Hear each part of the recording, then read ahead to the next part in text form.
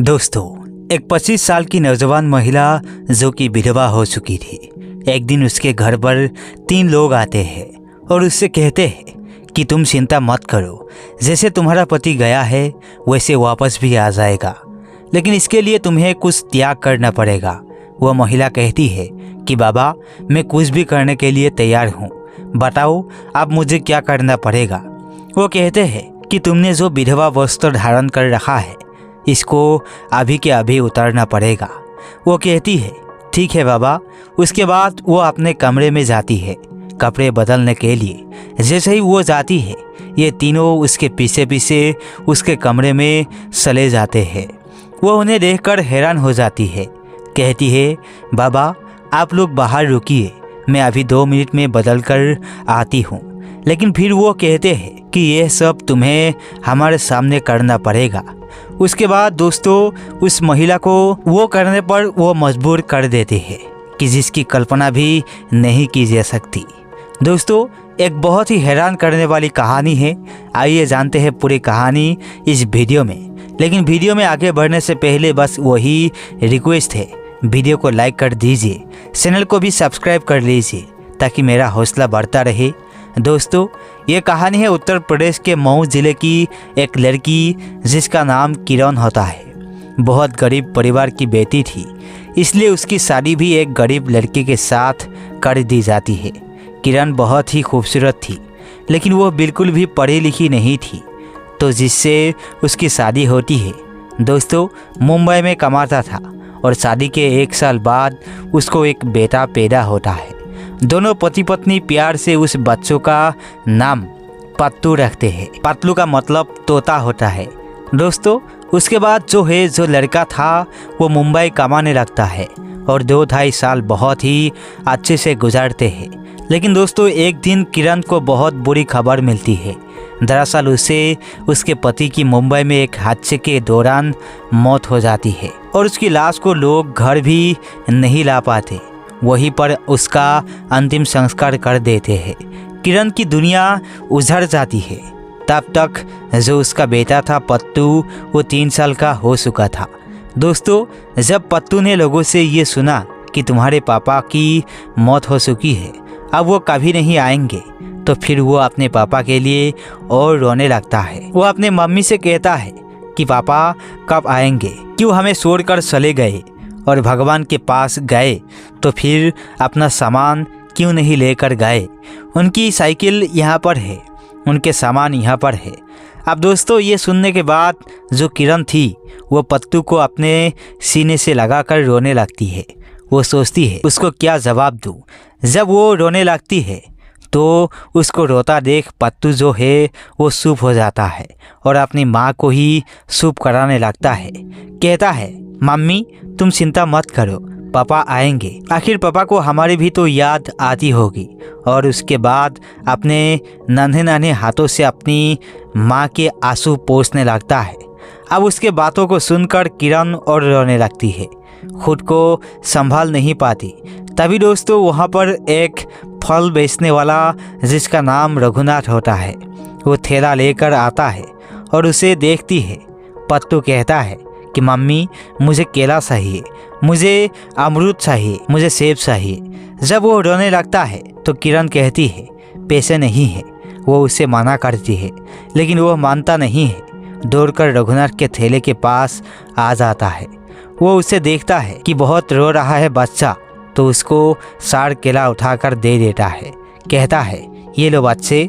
और उसके बाद उसकी माँ भी कुछ देर में आती है। जब वो किरण को देखता है वो भी रो रही थी, तो कहता है कि क्या हुआ, घर में किसी से झगड़ा हुआ है क्या।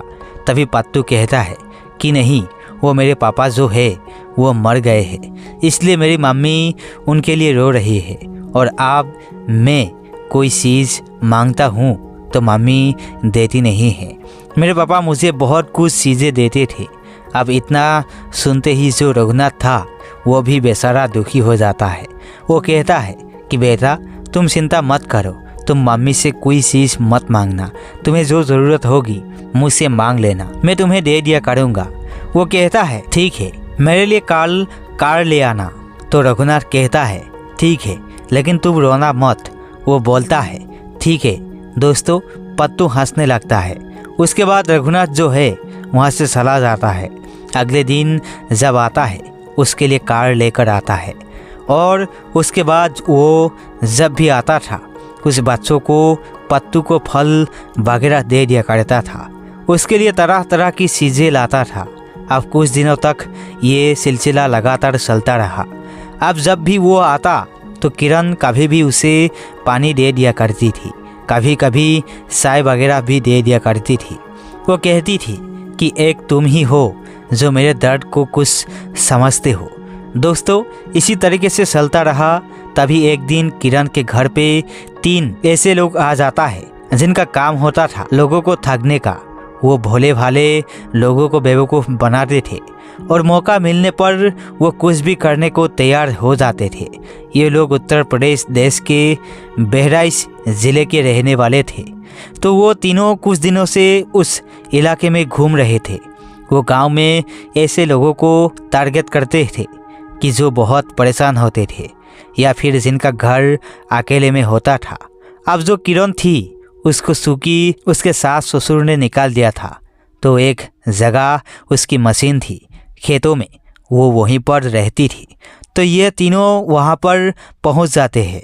इससे पहले वो चाय की दुकान पर या राशन की दुकान पर उस परिवार के बारे में कुछ पता कर लेते थे जिनको इन्हें ठगना होता था या जिनको इनको शिकार बनाना होता था। तो इसलिए वो जो है कुछ कुछ बातें किरण के भी बारे में पता कर लेते हैं और उसके बाद वो बाबा की भेष में उसके घर पर आते हैं।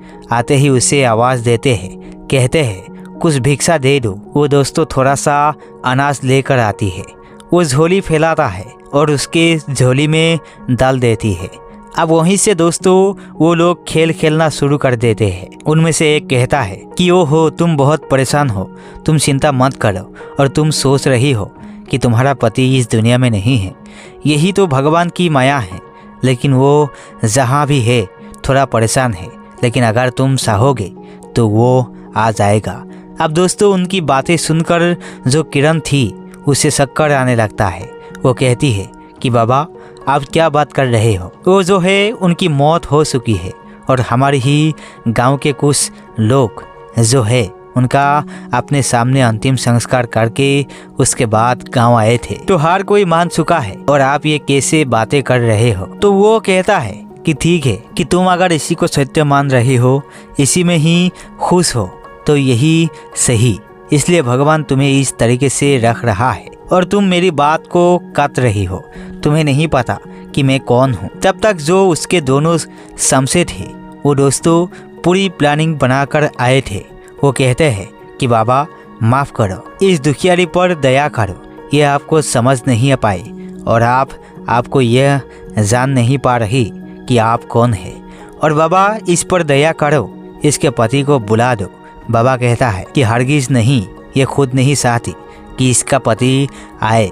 तब तक दोस्तों अब वो जो थी वो रोने लगती है और पाँव पकड़ लेती है। कहती बाबा मुझे माफ़ करो, मैं आपको समझ नहीं पाई। अगर मेरे पति है तो आप उनको यहाँ पर भेज दीजिए। तो बाबा कहता है कि तू चाहती नहीं तेरा पति आए, इसलिए तुमने ये विधवा वस्त्र पहन रखा है। वो कहती है कि बाबा मुझे पता नहीं था और मैं तो जान रही हूँ कि वो इस दुनिया में नहीं है। हर कोई मान चुका है, इसलिए मैंने ये पहन रखा है। तो बाबा कहता है कि पहले तो जो पहन रखी है इसको बदल कर आ और अभी के अभी तुरंत बदल कर आ, वरना जो तेरा एक बेटा भी है उसके ऊपर जो संकट है उसका तो तुझे पता ही नहीं है। अब दोस्तों ये बात सुनकर और घबरा जाती है और उसके बाद वो घर में जाती है, अपना सफ़ेद साड़ी निकाल कर फेंक देती है और पेटीकोट ब्लाउज में फिर वो अपना कपड़े ढूंढने लगती है। लेकिन उसके जितने भी कपड़े थे, सुहागरात वाले वस्त्र थे, उसने पति के मौत के बाद सारे कुछ फेंक दिए थे। फिर भी वो बक्से में ऐसे कोई साड़ी ढूंढती है जिसे वो पहन सके। वो ढूंढ ही रही थी, तभी ये तीनों जो है उसके कमरे में घुस जाते हैं और उसके बाद वो दरवाज़ा अंदर से लगा देती है। जब वो उनको देखती है तो वो सोख जाती है और उसके बाद अपने हाथों से खुद को बचाने का, खुद को ढकने की कोशिश करती है और कहती है कि बाबा आप 2 मिनट रुकिए, आप लोग बाहर रुकिए, मैं ढूंढ ही रही हूँ, अभी बदल कर आती हूँ। लेकिन दोस्तों अब वो जो है उनमें से एक जो है पत्तू सोया था चारपाई पर जाता है। फिर उन लोगों का असली रूप सामने आता है।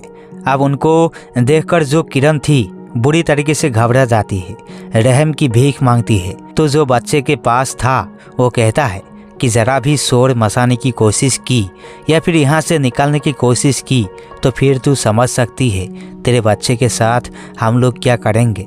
अब हम लोग जैसे जैसे कह रहे हैं वैसा वैसा तुझे करना पड़ेगा। अब दोस्तों बुरी तरीके से फंस चुकी थी, शोर भी नहीं मचा सकती थी और उसके बाद वो मजबूर हो जाती है।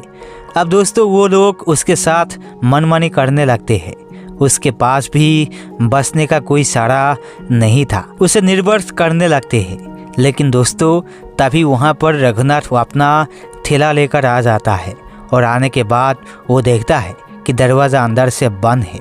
वो दोस्तों फिर पत्तू को आवाज़ लगाता है, कहता है पत्तू बेटा कहाँ हो तुम। अब जैसे ही अंदर आवाज़ जाती है तो वो तीनों सूख जाती है कि ये कौन आ गया। और उसके बाद फिर वो कहते हैं उसे कि जा और दरवाजे पर बोल दे कि घर में कोई नहीं है। अब दोस्तों वो जैसा चाहते थे वैसा ही किरण को करना पड़ता है। उसके पास उसके अलावा कोई सहारा नहीं था। वो दरवाज़ा पर आती है और कहती है कि पत्तू नहीं है, कहीं खेलने गया होगा, मैं घर में कुछ काम कर रही हूँ। उसके बाद दोस्तों वो फिर उसे लेकर वापस आ जाते हैं जहाँ पर वो मनमानी करने की कोशिश कर रहे थे। लेकिन रघुनाथ सोचता है कि 3 साल का बच्चा कहाँ गया होगा, यहीं कहीं आसपास में ही होगा। और उसके बाद वो वहीं पर बैठ जाता है। बैठने के बाद दोस्तों उसे कमरे के अंदर कुछ हलचल महसूस होती है, कुछ आवाज़ आती है। अब दोस्तों रघुनाथ जो है उसका दिल नहीं मानता क्योंकि दरवाज़ा जो था वो 2-3 पत्थरों से ठोक कर बना था। बीच में हल्की सी दरार थी तो उस दरार से अंदर झांकने की कोशिश करता है और दोस्तों अंदर का नज़ारा देखकर उसके पैरों तले ज़मीन खिसक जाती है। वो उन तीनों में से एक को देखता है और उसके बाद वो समझ जाता है कि हो ना हो अंदर किरण के साथ कुछ गलत हो रहा है, क्योंकि वो उन तीनों के बारे में जानता था। क्योंकि दोस्तों वो ऐसे लोगों के बारे में सुन रखा था जो लोगों को ऐसे बेवकूफ़ बनाते थे और उनके बारे में भी सुन रखा था।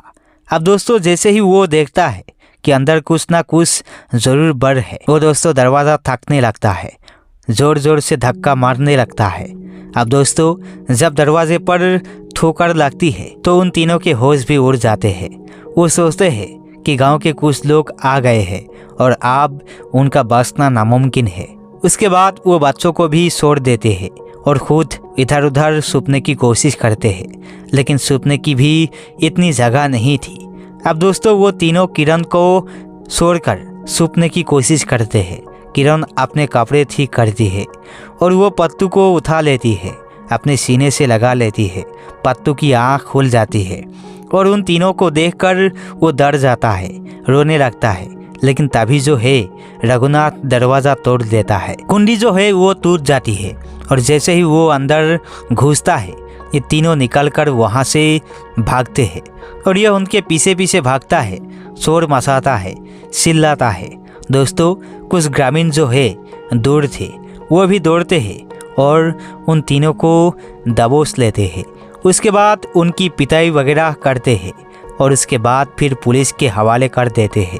वहाँ पर दोस्तों जब पुलिस उनसे पूछताछ करती है तो वो ऐसे कई मामलों में संलिप्त पाए जाते हैं। कई लोगों की आसमात लूट चुके थे, कई लोगों से रुपया पैसा लूट चुके थे।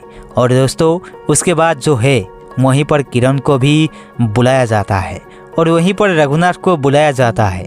बहुत सारे लोग पुलिस चौकी में जाकर अपनी गवाही देते हैं। अब इन सब कामों में पूरा दिन बीत जाता है। जब शाम होती है रघुनाथ जो है फिर आता है किरण के घर पे, क्योंकि उसका जो थैला था वहीं पर रह जाता है। तो उसी के घर में वो उसको रख देता है और उसके बाद फिर वो पुलिस थाने चला जाता है। अब जब शाम को आता है तो किरण उसे देखकर फूट फूट कर रोने लगती है। वो कहती है कि अगर तुम नहीं होते तो पता नहीं वो लोग मेरे साथ क्या करते, क्या पता वो मेरे बच्चों को भी छेड़ते या मुझे भी छेड़ते, जिंदा छोड़ते या नहीं। तो तुम जो है भगवान बनकर आए। वो फूट फूट कर रोने लगती है। तो रघुनाथ कहता है, मैं इन लोगों को जानता था कि ये लोग ऐसे ठगने खाने वाले हैं, और जब ये इधर को आ रहे थे तब मैंने इनको देखा था और मेरे मन में ख्याल आया कि कहीं तुम ना इनके बहकाव में आ जाओ, इनके झांसों में आ जाओ, इसलिए मैं सुबह सुबह तुम्हारे ही घर पर आ गया, वरना मैं शाम को पत्तू से मिलने आता। लेकिन तुम भी तो इनके बातों में आ गई। भला एक बार जिसको भगवान उठा लेता है वो कहीं वापस आता है। अब किरण जो है वो रो रही थी, कह रही थी कि ये बातें ही ऐसे कर रहे थे कि मुझे जो है विश्वास करना पड़ा, और इस तरीके से इन लोगों ने मुझे जाल में फंसाया, मुझे पता ही नहीं चला। लेकिन शुक्र है कि तुम आ गए और मेरी इज्जत बच गई, मेरी जान भी बच गई, मेरा बच्चा बच गया। और वो बेटा सा रोई जा रही थी। दोस्तों उसको जाग के रघुनाथ संभालता है और फिर उसके गले लगाकर रोने लगती है। इसके बाद दोस्तों फिर ये लगातार सिलसिला चलता रहा कि रघुनाथ जो है फल बेचने उधर ही आता था, उसका हालचाल लेता था, पत्तू को बहुत प्यार करता था। धीरे धीरे दोस्तों ये सिलसिला जब लगातार चलता रहा तो दोस्तों एक दिन किरण और रघुनाथ एक दूसरे को आने लगते हैं। और उसके बाद दोस्तों ये कहानी है 2011 की। फिर दोनों एक हो जाते हैं, एक दूसरे से शादी करने का फैसला करते हैं। तो दोस्तों अगर इस दुनिया में चोरों और बेईमानी की कमी नहीं है तो फिर अच्छे लोगों की भी कमी नहीं है।